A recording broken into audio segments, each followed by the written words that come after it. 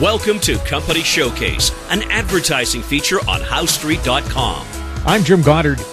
We're chatting with Lee Barker. He's the Chief Technical Advisor for GEM International Resources Incorporated.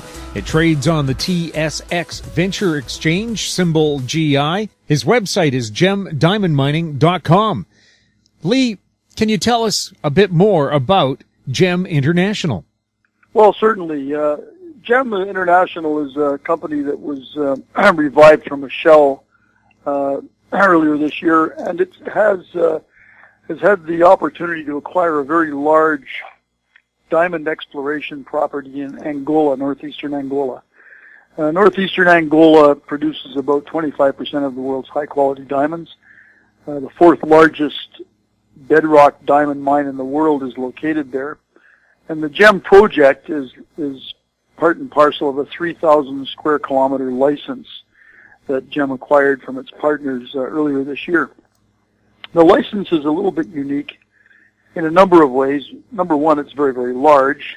Historically, very small licenses only were granted in Angola. I worked in Angola from 1996 until 2003, so I know the country well. This large license, as a result of course, we had a bit of a meltdown in commodities and oil in the last 7 or 8 years. And Angola bases its cash flow and its foreign exchange mostly on oil and diamonds. And with the oil business going down, they were looking for ways to attract more investment in the commodities side and the resource side, and of course on the diamond side as well. And so large licenses are available for acquisition by foreign investors. And one of the other unique things about this license is that it's located about 20 kilometers south of the fourth largest diamond mine in the world. The area has historically had a significant amount of diamond production, both from this one diamond mine, but also from alluvial mining in the rivers that travel through this part of the world. Alluvial diamond mining in northeastern Angola has been going on for probably almost 75 years now, early 1950s. Diamonds have been known there and produced there for a long, long time. And the area that GEM has acquired is called the Dala license. And interestingly, this license was previously explored for bedrock-type diamond deposits in Kimberlite pipes for about 4 or 5 years between 2004 and 2009 by an Irish-based company that spent over $15 million and generated a very, very large amount of very good data. Of course, in 2008, we had the world economic meltdown. These guys couldn't raise any more money for their work, and they dropped the license, and it was subsequently reacquired by the partners that GEM has, who are very experienced, actually alluvial miners from South Africa that I worked with for 7 years in Angola myself. And the other opportunity, of course, apart from the alluvial mining, which can give early cash flow, and they're gearing up for that as we speak, is these bedrock diamond deposits, which are hosted in rocks called kimberlites, or kimberlite pipes. And the Kotoka mine, the fourth largest mine in the world, is a very large kimberlite pipe. It has over 250,000 ounces carats of reserves of diamond when it opened in 1998. It still has about 170 to 180,000 million carats still remaining in the reserve base. Kotoka has been extremely successful. They recently announced exploration work had generated another large diamond deposit nearby. And on the Dala license, which GEM has acquired an interest in, as it will be exploring, there were 6 new kimberlite pipes located by the previous guys from the Irish company. They were never followed up as to their diamond content. Very, very small drill holes were drilled in them. And it was they were discovered as a result of an airborne magnetic survey. And this survey, this method of surveying is only now just becoming used more in Angola. Historically, it had all been physical prospecting on the ground and, of course, mining the gravels and things in these rivers. But the source of the diamonds in all these gravels are these kimberlite pipes, which are eroded and weathered, and the diamonds are carried by the rivers and deposited in gravels associated with the river, old river bases. The interesting thing is that the rivers in this area flow north. Ultimately, they go into the Congo River and go out to the Atlantic Ocean. in this particular area, the Katoka mine, which is the largest known source of diamonds, is north of the Dala license. So there has to be diamonds in some of these kimberlites to have produced the alluvial diamonds that are currently being mined at Dala in the Dala license itself. And at the moment, GEM has started physical activity on the ground. They've cleared out all the illegal miners. They're in the process of setting up a base and acquiring some equipment, some mining equipment and processing equipment. And at the moment, I think we have a reasonable opportunity here for both early stage cash flow from the alluvial mining of the gravels and things, and in the future, the big possibility of finding a diamondiferous kimberlite pipe. There's well over 30 targets on the Dala license that have not yet been tested. As I said, the earlier exploration company ran out of money and was unable to raise more funds. And in that way, the project is somewhat unique because for a relatively small investment, they can get cash flow. They want to use the cash flow to actually do the exploration work for the bedrock kimberlite diamond deposits. And they've raised about $1.5 million so far, and are in the process of raising about $3 million more, and that will carry them through certainly to cash flow and the beginning of the exploration for the kimberlites and evaluation of the ones that have already been found. Now, I know Angola was the site of a very vicious civil war. What's it like right now?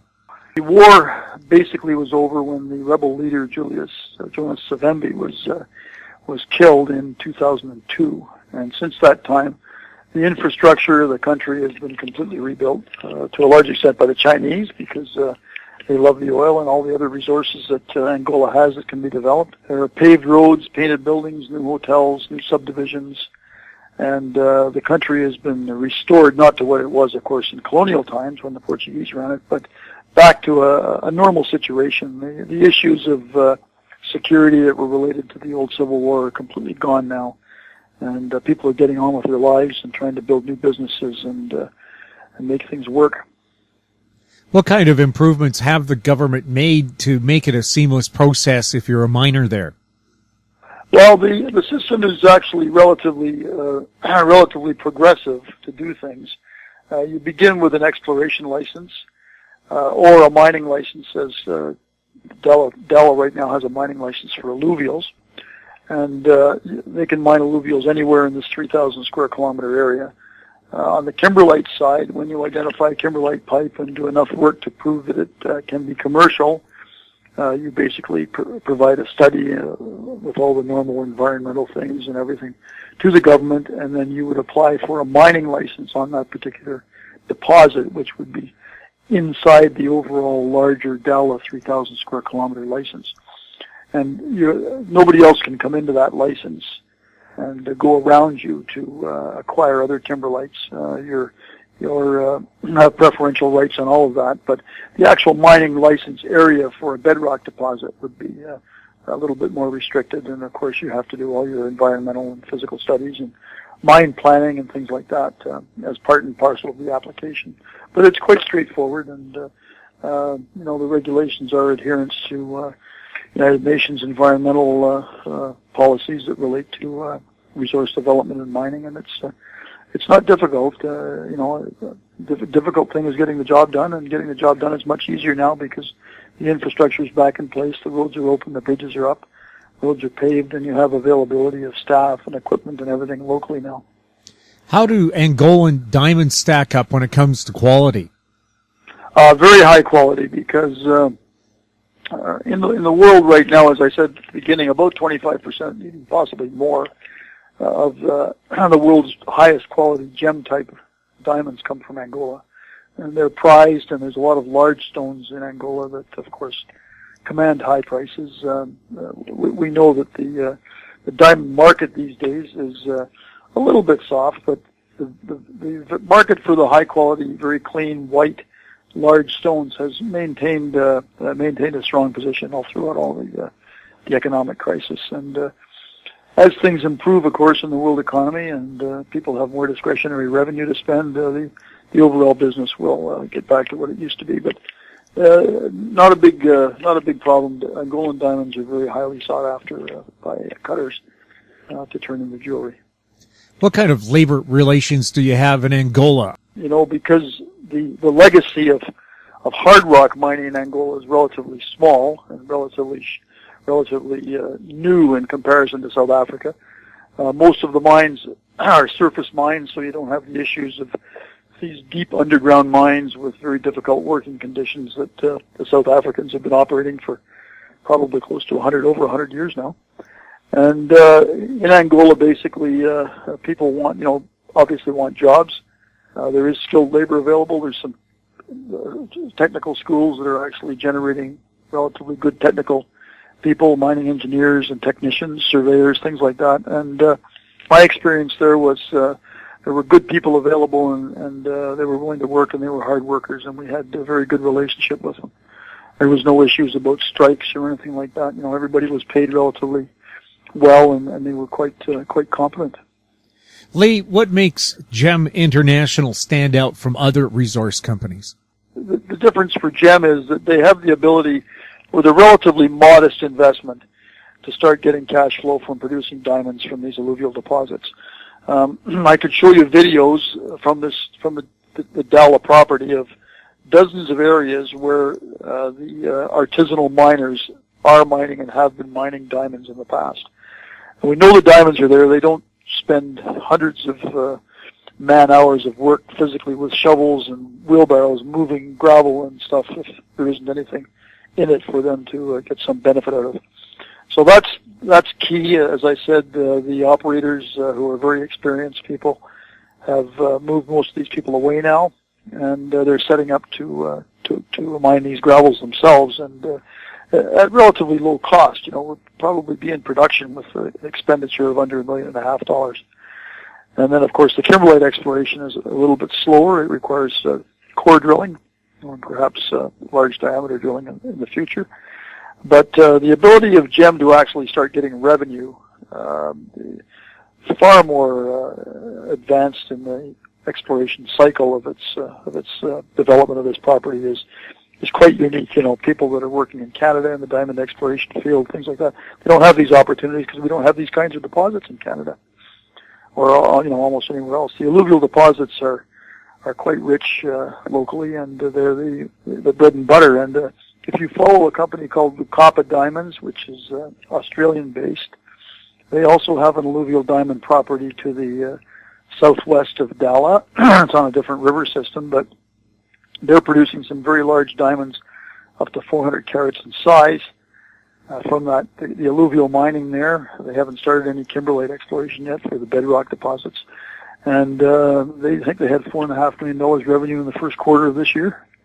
And there's no reason why, you know, with the scale of the operation building up, that GEM can't have some cash flow very, very quickly. We're hoping to have revenue by the end of the year. Lee, how can people find out more about GEM International? The company has a good website. They can go to gemdiamondmining.com.